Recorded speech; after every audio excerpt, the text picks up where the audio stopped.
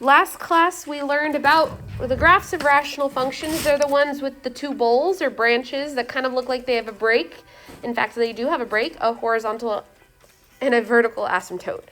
When we want to work with just the equations themselves, not the graphs, we have to remember a good number of rules because they're fractions. So we have to remember some fraction rules. So some things to remember before we begin. When we simplify fractions, what we're going to be doing is we're going to be canceling out the common factors.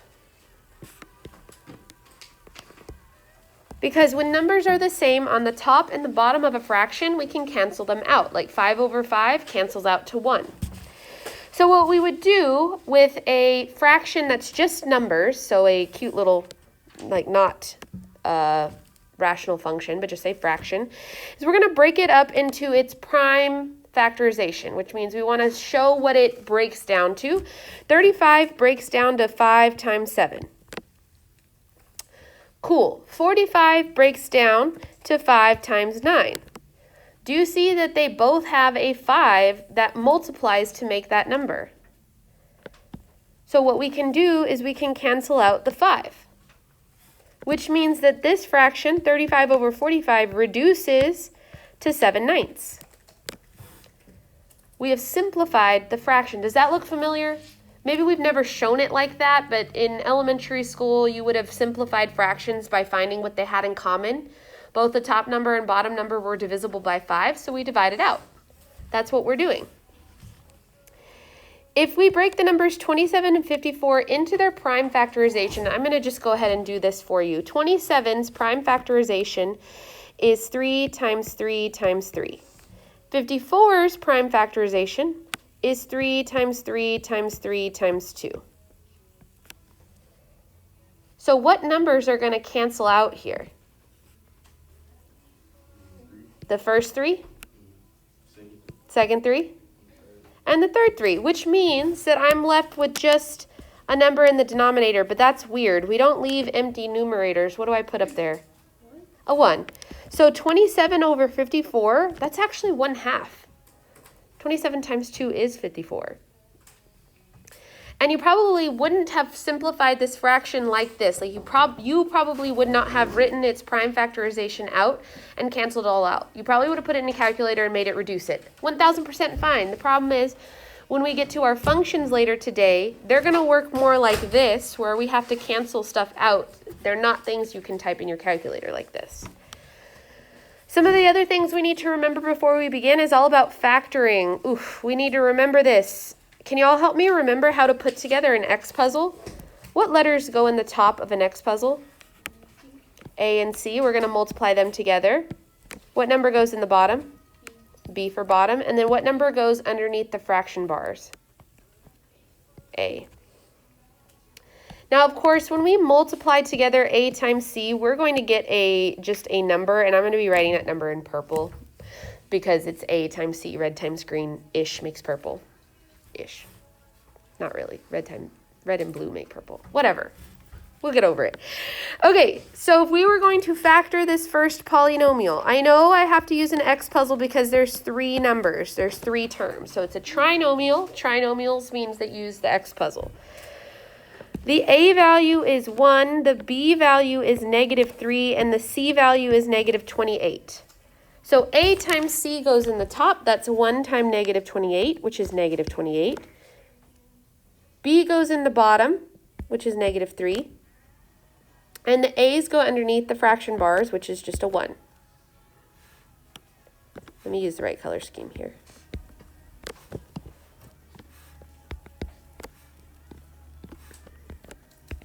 So what we're looking for is for numbers that are going to multiply to 28, but also add to -3. What are some numbers that multiply to 28?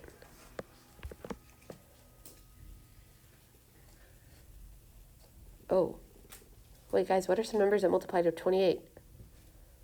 Start at the beginning. 1 times 28, 2 times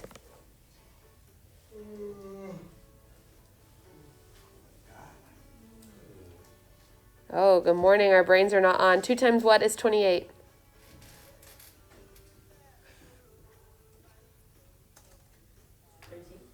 14, but yes, 14. Then there's one more pair of numbers. You have 4 and 7. For this t-chart, are we going to be adding these numbers or subtracting these numbers? Subtracting because why? The top number is negative. When we do this subtracting, the number pair that's going to give me -3 is 4 and -7. So I put 4 and -7 as the solution numbers to this X puzzle. 4 divided by 1 is just 4, so it's going to be X and a positive 4. And -7 divided by 1 is just -7, so that's X minus 7. Voila, we have factored that polynomial. We've been doing this for a while, so hopefully just with a quick reminder we can see that. Factoring is going to be like the very first step to a lot of these problems today. So it's part of a bigger problem. Can we do the next one together?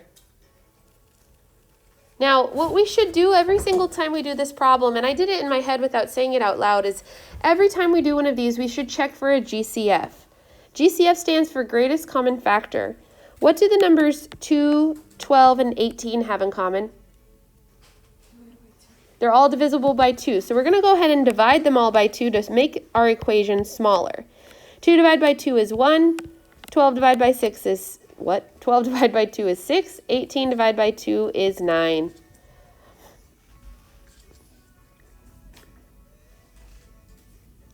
Okay, fabulous. You guys tell me, what do I put where in this X puzzle?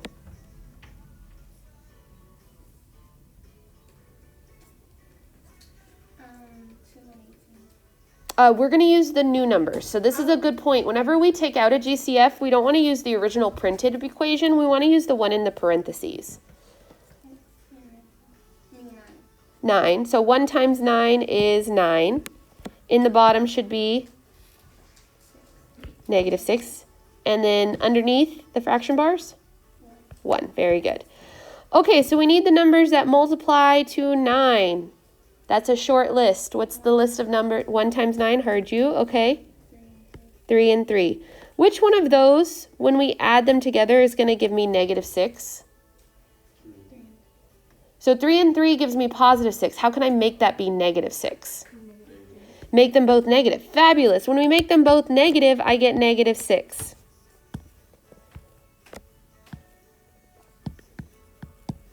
So this should be -3 and -3. Well, -3 divided by 1 on both accounts is still just -3. So my factored form of this is 2 times x minus 3 times x minus 3. Why is that 2 in the front again? It's the new equation. What is the number called that we pull out in the front? It's 3 letters. GCF. Very good. So we can't leave our GCF alone. We would mess up our problem. So there we go. We're going to be doing this a lot today. However, you're going to need to know how to do this as the beginning part of bigger problems. So factoring is just like step 1 of many other steps for today. What's nice though is there are some shortcuts to this. The bottom 2 equations here are our shortcut equations for factoring. They work in a very specific sort of problem, but they're nice because they go real quick and you don't need an X puzzle. If you have what's called the difference of squares, which means you notice that you have something squared minus something squared, specifically minus, not plus, then you can immediately factor it to x, or the a minus b, a plus b. So whatever's first minus second, whatever's first plus second. So what I mean by that is, if I were to rewrite x squared minus 36 as x squared minus 6 squared, because isn't 36 6 squared? Ah, it looks like my pattern now where I have a first thing and a second thing. That means immediately, without having to do any other work, I know that this factors to the first thing minus the second, the first thing plus the second. And I'm done. No X puzzle needed.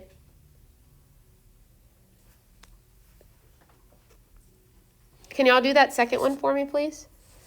Without an X puzzle, use the difference of 2 squares pattern to factor. And remember, factor always means you're getting it into the boom, boom, two little parentheses. 3, yeah, so we have x squared minus 3 squared, because isn't 3 squared 9? That means that this immediately factors to x minus 3, x plus 3. Whatever number you got when you took the square root of 9, which was 3, that's the number you use. Difference of two squares comes up a lot. It's a very common pattern, especially when you get to higher level math. It actually shows up a lot. So being able to recognize that saves you a lot of time, effort, and pain. The other pattern that you might see, not nearly as often, but it is a nice easy pattern, is called the sum and difference of cubes. So this one will work with a plus or a minus sign as long as you remember the acronym SOAP. SOAP stands for same, opposite, always positive. We have notes over this from chapter 4 or maybe chapter 5, I honestly can't remember off the top of my head, on how to do this. So you can refer to that if you need a bigger explanation. But how it works is, if you have a number that is cubed and another number that is cubed when you're adding them, notice it's cubed, not squared, then it can immediately factor to the first thing plus the second thing times the first thing squared minus the first thing times the second thing plus the second thing squared.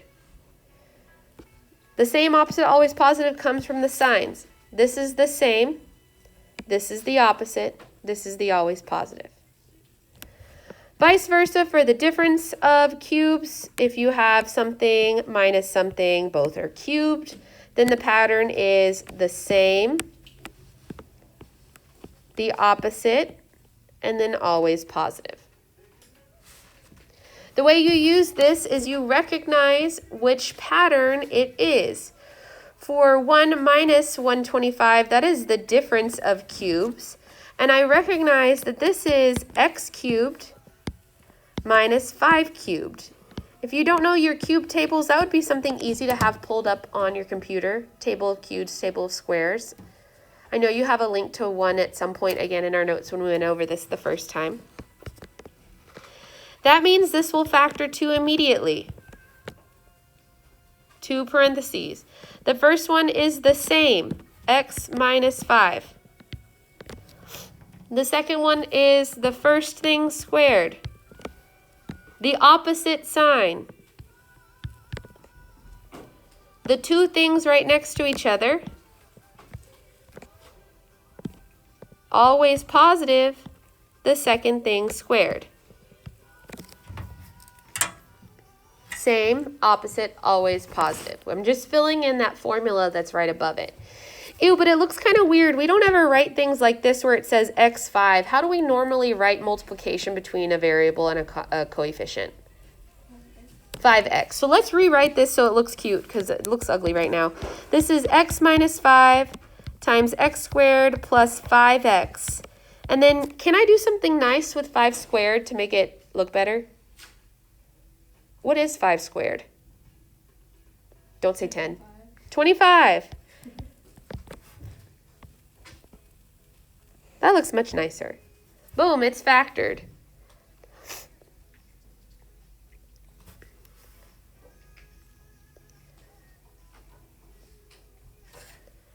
For the second one, it's the sum of cubes. So we recognize that this is actually x cubed plus 2 cubed. And again, if you don't recognize your cubes, then maybe you want to look at one of those tables. For the first few at least, they get really big really fast, but we can still recognize some of them. And if we were to use those numbers with the pattern says, okay, in that first parentheses, you want the exact same. That's going to be x and a positive 2. In the second parentheses, you want the first thing squared, the opposite sign, and then the two things right next to each other. And then a positive second thing squared. But again, that looks weird the way we just wrote that when we follow the exact formula. So we need to clean it up, make it look cute. This is going to be x plus 2 times x squared minus, just flip it around to the way we normally write it, 2x plus whatever 2 squared is. And what is 2 squared? 4. That looks much nicer. And boom, that's factored form.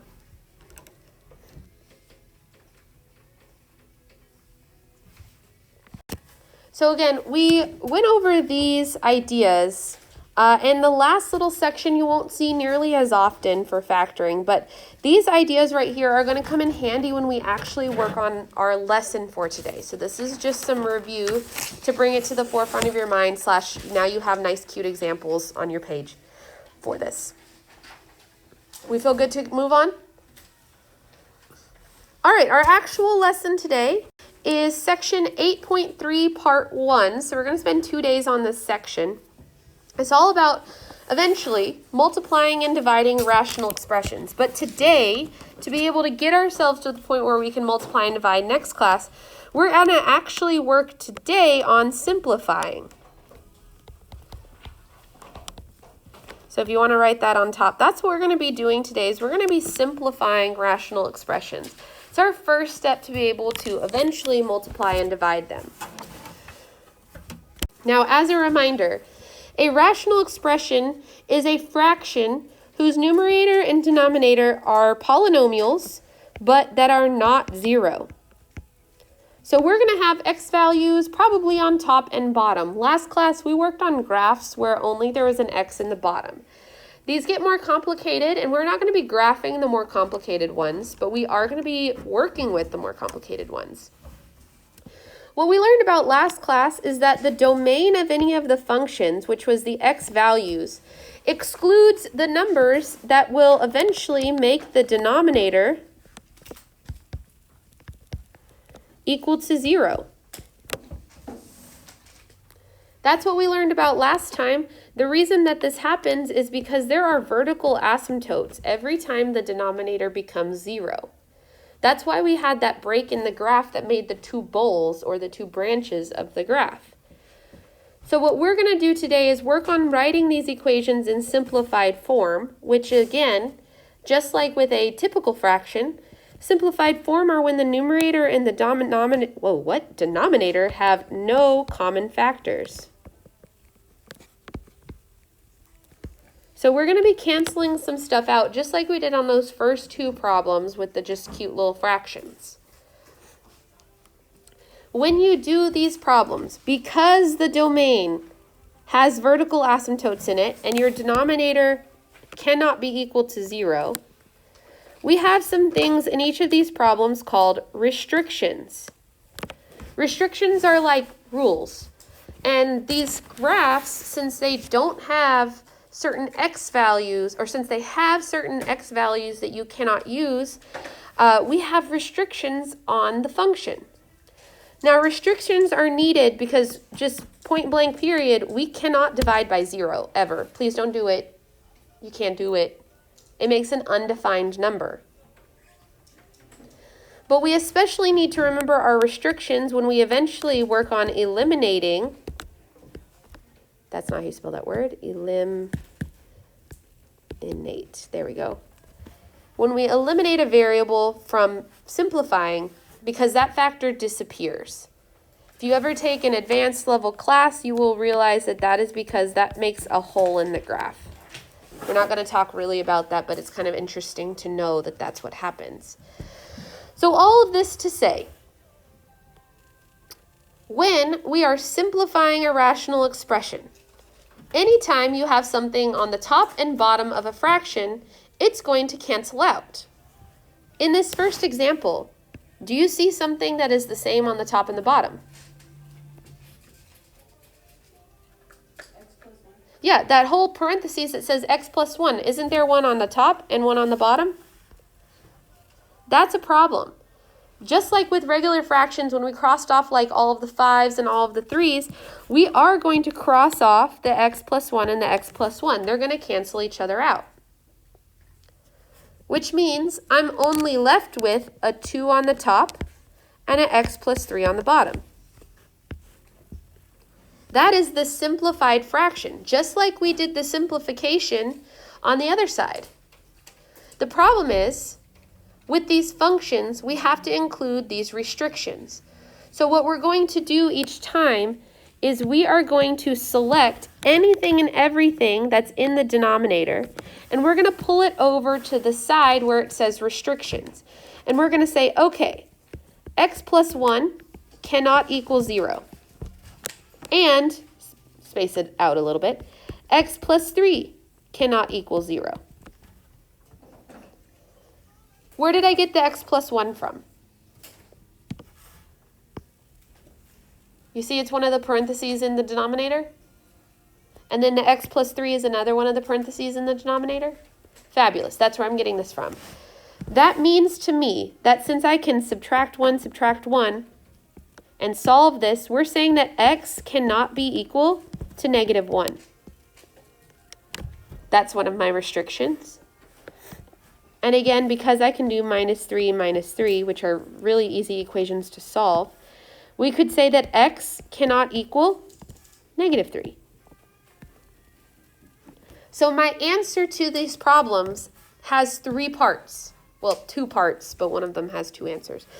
We not only say that the simplified function is this, 2 over x plus 3, but that also our restrictions are that x cannot be equal to negative 1 and x cannot be equal to negative 3. All 3 of those parts make my one answer. So you can't just tell me the equation. You can't just tell me the restrictions. You have to tell me both. Does that make sense? Yes. Yes.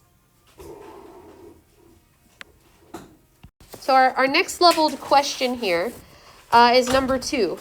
The reason that this is advanced in level is because while the denominator is fully factored, factored again means that you see the parentheses, beep, beep. What's going on in the numerator? Is that factored? No, that one's not factored. So guess what we have to do to it? We have to factor it. So we're going to take x squared minus 4x minus 12, and we're going to set up an x puzzle for it because we need to factor. This is why we reviewed it before we got here today. The number on top of this x puzzle would be negative 12.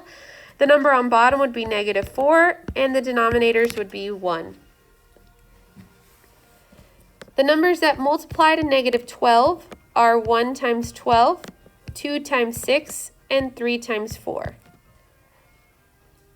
Because 12 is negative, I'll be subtracting all of these numbers in the T-chart.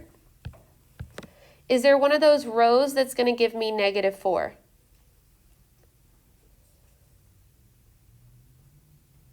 When I subtract them.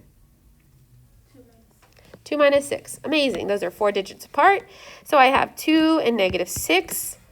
When I do the little division, 2 divided by 1 is 2. And negative 6 divided by 1 is negative 6.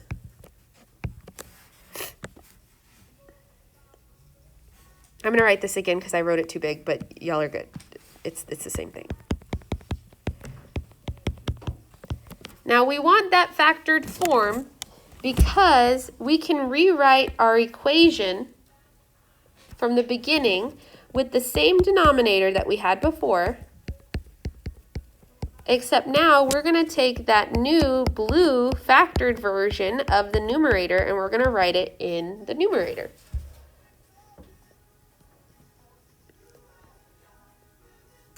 When I write it like this, what do you notice is in both the top and the bottom? What parentheses? The x plus 2 one, right? So we can cancel those out. Bow, bow, gone. Which means that the simplified version of this is just x minus 6 that's left over, and the x minus 2. Voila. But am I finished? What else did we have to do on these problems? You have a whole column for it over there. Find the restrictions, but that part is really pretty easy because once the denominator is factored, like it is here, we're just going to take those factors from the denominator and we're going to set up tiny little not equal to equations, which means I'm going to say x minus 2 not equal to 0, and I'm going to say x plus 2 not equal to 0. So if I were to solve that top one real quick, what is x not allowed to be equal to? 2. And for the bottom one, what is x not allowed to be equal to? We'd have to subtract it to the other side, so it would be negative. Basically, it's the opposite sign, guys. This is one of those really easy solves where it's always going to be the opposite sign here of the number you get. So that should be really quick. That's why I'm telling you that's really the easy part. So all three of those things I've boxed create my final answer. We have the simplified equation, and we have our two restriction numbers that x cannot be equal to. If we were to plug those numbers into the denominator would become 0, which is why we can't use them. You can't divide by 0. What are your questions before we move on from this? Let's look at the next example here. Are either the numerator or the denominator in the factored little parenthesis form? Yeah, no, neither of these are in factored form, so we are going to have to factor both of them. Okay, so we'll do the top in blue, we'll do the bottom in green, just so you can see the difference between them. If I was factoring this top, I would take 2x plus 2, and I'd check for a GCF first always. What do 2x and 2 have in common? Don't overthink that. What do 2x and 2 have in common?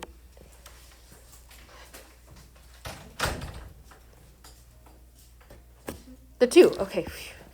So if we take the 2 out, that means that we're going to have x and 1 left because we divided both of the terms by 2. Okay, well that's as factored as that one's going to get because x plus 1 is small. Check. So then we take the green equation, the denominator, and we need that one to be factored. These numbers don't have a GCF, so I go ahead and do my x puzzle for them. What number goes in the top of this x puzzle?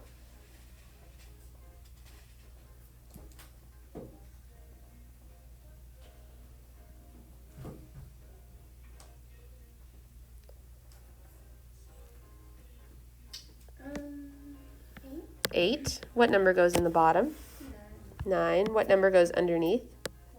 1. We want the numbers that multiply to 8 and will simultaneously add to 9. Which one of those numbers pairings will add to 9 when I add them? 1 and 8. Okay, so the quick little factor of this is that this is x and a positive 1, x and a positive 8. Because 1 divided by 1 is 1, and 8 divided by 1 is 8. Okay, so we put our equation back together with the numerator and denominator. The numerator is 2 times x plus 1, and that denominator is x plus 1 multiplied by x plus 8. What do I do now that I've put it back together and everything is factored? I will do restrictions, but there'll be something that makes this simpler.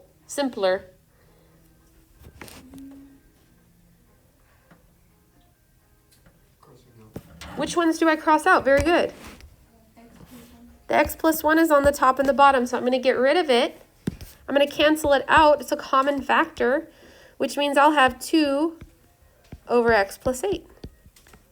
That's my simplified equation. And all I need now are the two restrictions. Okay, so when we do our restrictions, I don't want to use this original that I've highlighted in green equation because it's not factored. I actually want to use the green one where it's in factored form. So I'm actually going to take this part, including the one that I crossed out, and I'm going to make those my restrictions. So my restrictions would be x plus 1 cannot be equal to 0, and x plus 8 cannot be equal to 0. So what are my two excluded numbers? X not equal to -1, opposite sign, okay, and then x not equal to -8. Again, yeah, opposite sign. So I have my simplified equation, and I have my restrictions.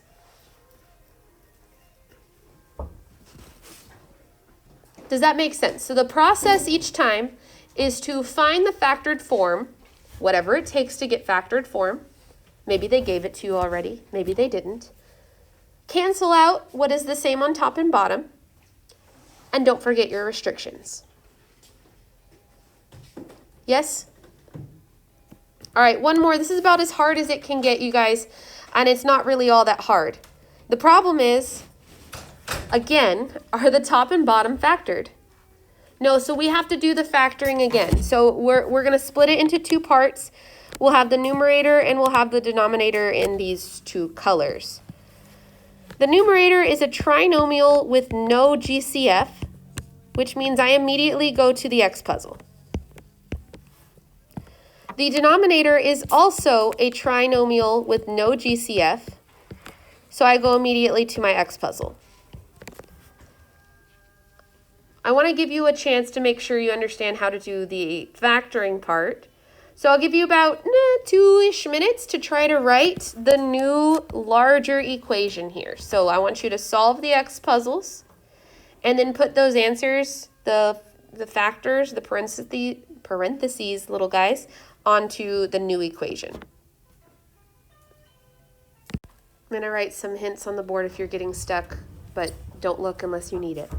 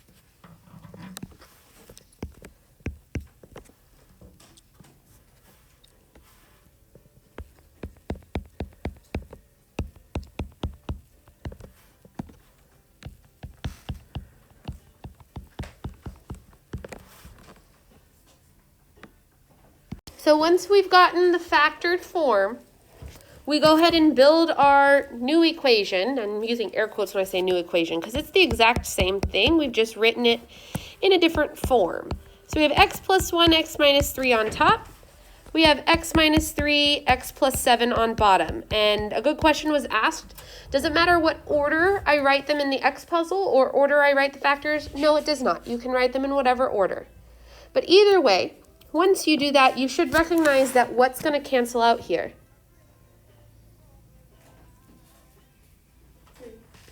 The x minus 3 cancels out.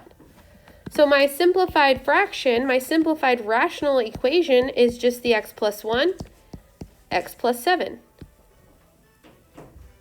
But what are my restrictions for this problem?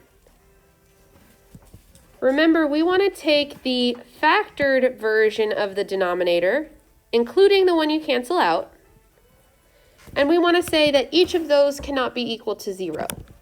Because if either of those equals 0, the whole denominator equals 0, which means that x cannot equal to positive 3, and x cannot equal negative 7.